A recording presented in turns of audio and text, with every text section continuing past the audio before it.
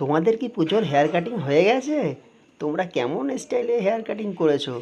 দেখো কুট্টুস কি সুন্দরভাবে বসে বসে হেয়ার কাটিং করছে।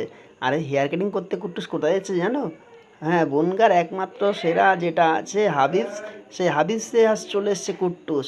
কুট্টুস কিন্তু এই প্রথমবার এসছে হাবিবসে চুল কাটবার জন্য। কুট্টুসের অনেক দিনের ইচ্ছা ছিল হাবিবসে চুল কাটবে, তো সেই জন্য কিন্তু আজ চলে এসছে কুট্টুস হাবিবসে।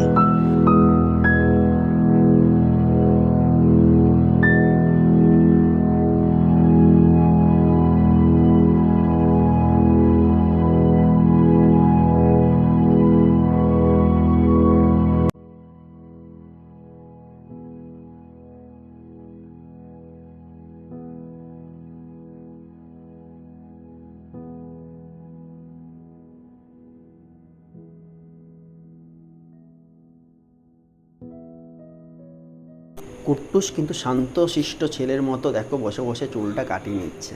কুট্টুস কিন্তু একটুও নাড়াচাড়া করেনি।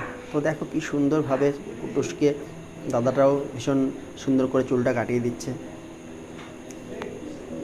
কুট্টুসকে কোলে নিয়ে আমি চুল কাটিয়েছিলাম বলে আমার সারা গায়ে কুট্টুসের চুল লেগে গেছিলো।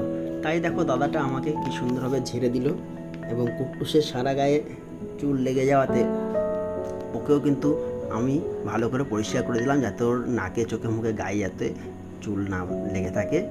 আর চুল লেগে থাকলে বাচ্চাদের একটা বিরক্তি ভাব লাগে না, ওই জন্য কিন্তু ওকে পরিষ্কার করে দেওয়া হলো।